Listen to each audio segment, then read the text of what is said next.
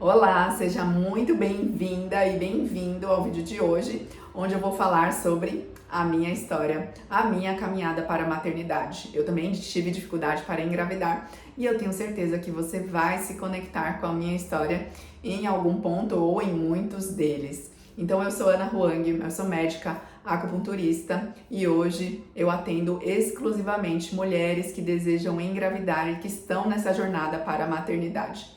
E tudo isso começou com a minha própria história, com a minha própria dificuldade para engravidar aos 31 anos de idade. Então, nessa idade, quando eu imaginava que engravidar seria algo fisiológico, natural e fácil, mas nunca passou pela minha cabeça que eu pudesse ter dificuldade para engravidar, porque ninguém nunca tinha falado sobre esse assunto comigo. E hoje eu sei que, na verdade, a infertilidade ela é solitária. A gente realmente não fala sobre esse assunto em um jantar de família. Normalmente a caminhada ela é silenciosa e por isso mesmo que esse assunto ele acaba ficando como algo meio velado. E nessa jornada, desde os 31 anos de idade até os dias de hoje, eu percebo que contar com uma rede de apoio é muito importante, porque quando a gente carrega tudo sozinha nas costas fica muito mais pesado. Mas nessa idade, eu pedi para uma amiga solicitar alguns exames de rotina. Eu não tentei engravidar, diferente de algumas histórias que eu vejo aqui, como a maioria das histórias, na verdade, que eu vejo, é que as mulheres tentam engravidar e depois de um certo tempo buscam ajuda. Eu fiz alguns exames por solicitação de uma amiga ginecologista e nessa fase ela detectou, o exame acusou que o meu FSH estava um pouco elevado. Bom, o que ela pediu? Para eu repetir o exame, e aí o exame seguinte veio normal. E aí o que eu fiz? Continuei, segui a vida como se tivesse tudo normal, achando que aquilo poderia talvez ter sido um erro do laboratório. Depois de 6 meses, quando de fato eu pensei, a partir de agora eu vou liberar para engravidar, e achei que isso aconteceria muito rápido, né? E novamente o exame foi repetido e ele estava novamente elevado. Foi quando ela me pediu um exame chamado antimileriano. Gente, eu desconheci esse exame. É um exame tão importante para a saúde reprodutiva da mulher, mas que nenhum ginecologista, ou a maioria deles, não pede. O antimileriano, ele faz uma avaliação da sua contagem, do seu estoque de óvulos. Olha como ele é importante. Ele é um exame de sangue simples, não é invasivo. E eu acho que seria muito importante que as mulheres, a partir de uma certa idade, fizessem a monitorização do antimileriano para entender como está a sua reserva de óvulos e dessa forma fazer a programação, a programação da gestação. Então, se a sua reserva ovariana está boa, de repente você pode sim esperar um pouco mais. Mas se a sua reserva ovariana está baixa, significa que você tem que ficar atenta e fazer essa programação reprodutiva. Então, o meu antimileriano, o primeiro, veio muito baixo e foi um exame que me assustou muito. Eu lembro que eu li o exame e pesquisei no Google, porque eu não conhecia esse exame, eu não sabia o que ele significava. E aí ele veio muito baixo, como se fosse de uma mulher acima de 40 anos. E nessa noite eu lembro que eu dormi chorando com aquele exame. Eu já contei essa história em algumas lives, porque ela foi muito marcante pra mim. Na verdade, quem sofre é que lembra, né? Então, eu dormi chorando e acordei. Na hora que eu acordei, eu pensei, é um pesadelo. Olhei pro exame e o exame estava lá do meu lado. Pensei, não é um pesadelo. Realidade, Ana, realidade. Realidade, ó, pode beliscar, é verdade. Agora você tem uma questão de fertilidade para ser resolvida. Nesse momento eu tinha 2 opções. Ou eu continuava chorando, ou eu corria atrás de respostas e tratamentos para me ajudar nesse projeto maternidade, que até então não era algo tão prioritário. Eu era jovem nessa fase, eu estava com 32 anos, eu tinha completado 32 anos, então não era algo que eu queria para imediatamente, mas que devido à minha reserva ovariana se tornou uma prioridade máxima naquele momento, porque estava muito baixa. Então, busquei, através da indicação da minha amiga, a ajuda de uma especialista em reprodução humana que me indicou uma série de exames. Eu realizei essa bateria de exames iniciais e comecei a fazer um tratamento chamado de coito programado. A gente faz um namoro em casa e a médica faz a monitorização do ciclo menstrual, através de ultrassom, avaliando como que está crescendo o folículo, e ela pode fazer um estímulo hormonal também para ajudar. E fiz isso por 3 meses sem sucesso. Na verdade, o meu estresse ali, gente, pensando retrospectivamente, ele estava tão alto que eu, olhando hoje, eu pensei, não teria como eu ter tido sucesso. Eu estava no pico de estresse porque eu sentia que o tempo estava me pressionando, sabe? É quando colocam aquela ampulheta do tempo, e aí eu me sentia muito pressionada pelo tempo. Eu tinha que engravidar rápido. E o que eu fiz? A médica me indicou que se a gente não tivesse sucesso dentro desses 3 ciclos, que a gente fosse para um tratamento de fertilização in vitro, que eu achei, aí chegou um outro desafio na minha vida. Eu achei que o tratamento de FIV seria algo resolutivo. Eu achei que FIV seria automaticamente igual gestação. Eu não entendia desse tratamento, eu não sabia exatamente o que ele significava, e não sei se por eu ser médica, provavelmente sim, a médica não me explicou detalhadamente os passos, que eu acho super importante que o médico seja muito claro em uma primeira consulta, falando do passo a passo, falando, né, colocando a gente ali, aterrando a gente na situação, nas chances de sucesso, porque de fato eu achava que era uma certeza absoluta. Então fui para o meu primeiro tratamento de FIV, onde eu tive uma primeira transferência de embrião no ciclo seguinte, né? Eu tive um embrião, congelei o embrião, transferi.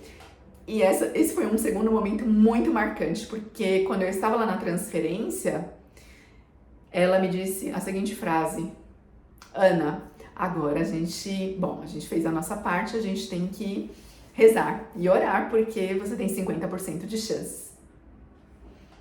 Eu fiquei chocada nesse momento. Como assim 50% de chances? Você não está colocando um embrião ali no meu útero? Não acabou de colocar? Pra mim era igual gravidez. Olha só a minha ingenuidade nesse momento. Mesmo sendo médica, tá, gente? Eu tô aqui abrindo meu coração nessa história pra vocês. E aí, o que aconteceu?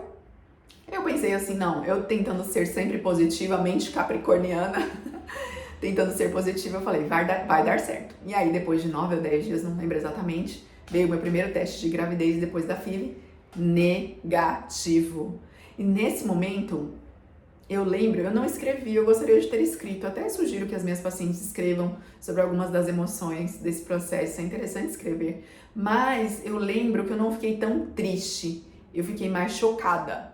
Porque, sabe aquela coisa de FIV não é igual gravidez? Caiu a ficha. Ana, não é um tratamento tão fácil assim. Vou precisar de outras ferramentas. Foi quando eu comecei a pesquisar, e geralmente acontece dessa forma, com todas. Eu não sei, vocês podem comentar aqui no vídeo um pouco da experiência de vocês. Mas o que eu vejo é que as meninas também têm essa impressão de que FIV é fácil, de que FIV é resolutivo, de que FIV é rápido, e nem sempre é assim. Então, eu falei, vou precisar de outras ferramentas. Foi quando eu comecei, eu já era acupunturista, já trabalhava com medicina chinesa, mas era muito voltada para a dor. Então, eu comecei a pesquisar outras áreas e comecei a fazer, então, acupuntura para a fertilidade, comecei a melhorar minha alimentação. Eu dava muitos plantões na época, então dormia mal, às vezes nem sempre a melhor alimentação, e comecei a fazer uns pequenos ajustes. E ao longo de 2 anos, gente, eu fiz 5 tratamentos de fertilização in vitro, porque a minha reserva ovariana era muito, muito baixa. E foram muitos desafios. Aqui eu teria que falar, assim, em um vídeo de 1 hora sobre todos os desafios que eu enfrentei. Assim, alguns eventos até traumáticos dentro da FIV. Passei por 3 médicos e é uma das coisas que eu considero que foram importantes na minha história. Ouvir outras opiniões, mesmo que a sua médica seja legal, que era o caso da minha, né? Minha médica era muito legal, ela era muito acessível, super atenciosa. Eu tinha certeza que eu estava em boas mãos. Mas tem hora que a energia ali já ficou, sabe quando você vai repetindo o processo, vai repetindo? Parece que a energia ali já não estava fluindo muito bem. Até em relação ao lugar. Eu chegava já, sabe, naquela recepção de clínica de reprodução é aquela tensão. Ninguém se olha, ninguém quer ser identificada, e aquele silêncio, e aquele... É um clima pesado. Viver a dificuldade para engravidar é pesado. O que aconteceu nesses 2 anos não foram só os 5 tratamentos, mas foi um período em que... É fácil falar, tá, gente? É fácil quando alguém fala assim, mas relaxa, mas você o processo tem que ser leve, né? Não pode ficar estressada. Se ficar estressada, vai piorar. Eu sei disso. Eu concordo que fisiologicamente o estresse prejudique muito a fertilidade. Eu sou uma das maiores defensoras de promoção ativa da saúde mental nesse processo. Então, sim, é importante ter uma rede de apoio psicoterapeuta, é importante fazer práticas que te ajudam nesse processo das emoções. Para mim, é a meditação, é a prática do yoga, é a acupuntura, né, é o uso da terapia floral. Mas quando você está no turbilhão, ali no terremoto, é mais difícil você equilibrar tudo. Eu sei de tudo isso, mas quando eu estava vivendo o processo, eu tinha os meus altos e baixos. Não era fácil administrar. Então, o que aconteceu foi um certo isolamento social, porque eu não queria estar presente em eventos em que as pessoas me perguntassem quando vinha um bebê, em que as pessoas ficassem me lembrando desse assunto, que era uma cicatriz que eu tinha, era uma ferida que estava sangrando, que era uma ferida aberta. E esse foi um processo de evolução, né? Aos poucos eu fui também me fortalecendo, eu fui trabalhando a minha fé, eu tinha muita fé que eu iria conseguir, eu já sabia que eu conseguiria, mas eu tentava deixar o meu corpo e a minha saúde mental, assim, equilibrados, sabe? Porque o corpo físico é mais fácil. Quando eu falo para uma paciente, olha, toma geleia real que vai ajudar na fertilidade, toma esse chá nessa fase do ciclo menstrual, que o seu ciclo vai ficar melhor, que vai ajudar no seu sangue, que vai melhorar o fluxo de sangue para os seus órgãos reprodutivos. Isso tudo é muito mais simples do que cuidar da saúde das emoções. E esse, com certeza, era o meu maior desafio nessa fase para engravidar. Eu não conseguia lidar muito bem com essas notícias das pessoas próximas de estou grávida, engravidei rápido. Enfim, gente, quando a gente está dentro do furacão, eu falei, é mais difícil, tá? Hoje eu vejo que eu fui muito acolhida na minha gestação por todas as pessoas, amigos, amigas e familiares, mas eu não consegui proceder da mesma forma que essas pessoas fizeram comigo, porque essa era a minha dor. E quando a gente sente essa dor é mais difícil. E eu acho que as pessoas entendem também. E esse vídeo ele serve também como uma mensagem para outras pessoas que têm e que sabem que algumas pessoas tentam engravidar. Então, como que você vai lidar com essa situação? É através do acolhimento. É através de você sempre oferecer o seu ombro amigo para escutar. É sempre estar disponível para ouvir. Fale menos e ouça mais. Abrace mais. Acolha mais. Fale palavras positivas ao invés de dar conselhos e sugestões, como eu também ouvi, e que fazem parte desse processo de quando a gente compartilha. Eu tenho certeza que você já ouviu alguma coisa que não foi agradável de algum parente, de algum amigo ou até do seu próprio médico, como eu ouvi também.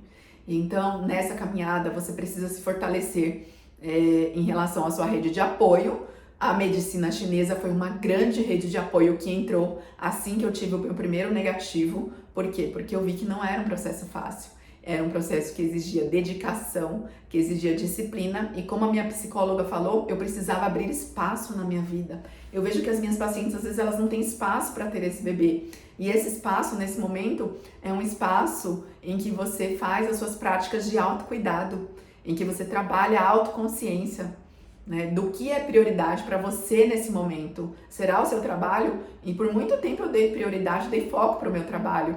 Então eu fiz a faculdade, eu estudava igual uma louca dia e noite. Depois eu já emendei uma residência médica, onde eu dava muitos plantões à noite, noite sem dormir. Estudava muito, muita pressão e muito estresse. Depois uma residência médica, um R4 em dor, depois um mestrado. E sempre pensei na minha carreira em primeiro lugar e acabei...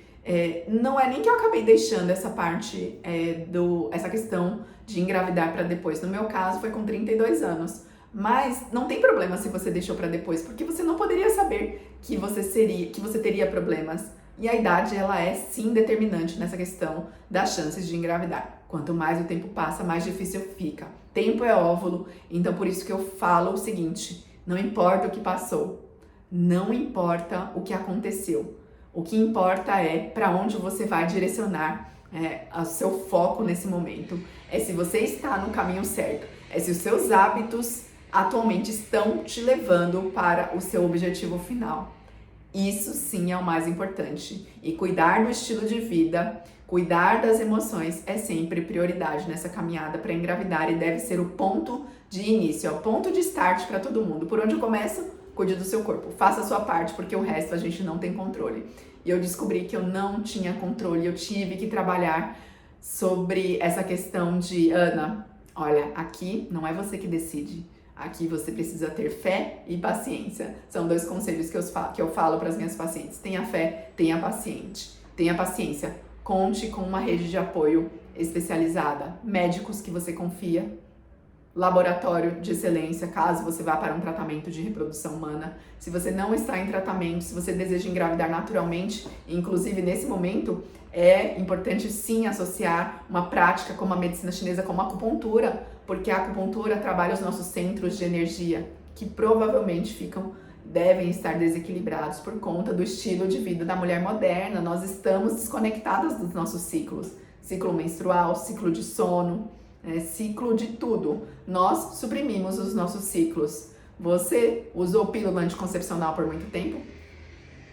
Essa era uma conduta certa na nossa época. Agora é questionável.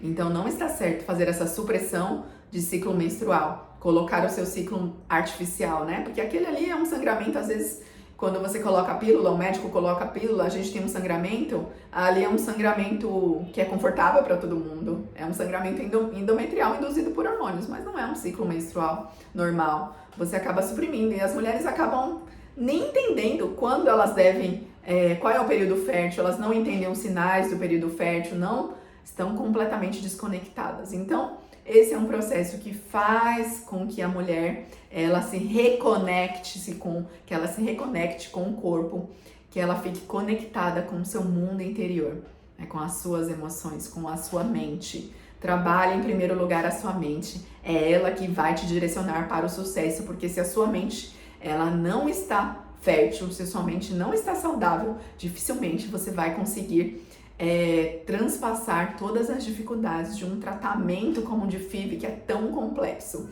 E ao final dos 5 tratamentos que eu fiz uma transferência de 2 embriões, e esses 2 embriões se tornaram o Pedro e o Rafael, que são os meus filhos, os meus maiores presentes de vida atualmente. Se falasse, Ana, valeu a pena?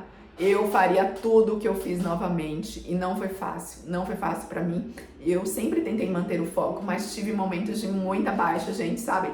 Altos e baixos, literalmente. Foi muito difícil e cuidar de todo o meu, toda a minha vida social também eu tinha que ajustar, porque o que acontece? A gente tem tantos ciclos para monitorizar, para fazer ultrassom, que fica difícil aproveitar a vida, viajar, fazer programações desse tipo. Mas entenda esse momento como um momento em que você está focada no processo de engravidar, em que você está direcionando a sua energia para esse processo de engravidar. E hoje eu estou aqui para te mostrar que é possível sim, que é possível melhorar qualquer condição que você esteja no momento. Quando as pacientes chegam aqui no consultório, eu falo, aqui você está para subir de degrau. Nós vamos refinar as suas práticas, refinar os seus hábitos para que você esteja cada vez mais conectada com o seu corpo e cada vez mais próxima do seu maior presente de vida, que com certeza será o seu filho. Então, acredite na sua jornada, faça a sua parte, não tente controlar os acontecimentos, não tente controlar datas, não faça programações. No final, eu já estava assim, eu vou tirar esses próximos meses para engravidar. E aí eu fiz uma viagem até com uns amigos, que foi muito legal, fiz uma viagem para a África, onde eu realmente me desconectei, e aí eu voltei e fiz a transferência dos meus embriões. E a minha gestação também é assunto para outra live, mas foi uma gestação gemelar difícil. Gente, eu tenho 48 quilos, imagina 2 bebês no meu corpo. Mas eu falo que quando Deus coloca nas nossas vidas, ninguém mais tira.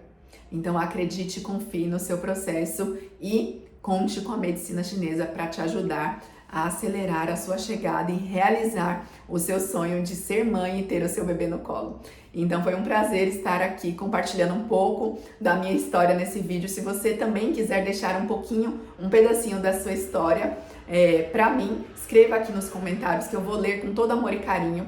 E se você ainda não se inscreveu no meu canal, inscreva-se no canal, porque isso vai tornar esse canal mais forte para que essa mensagem também chegue a outras mulheres. Muito obrigada e fiquem bem!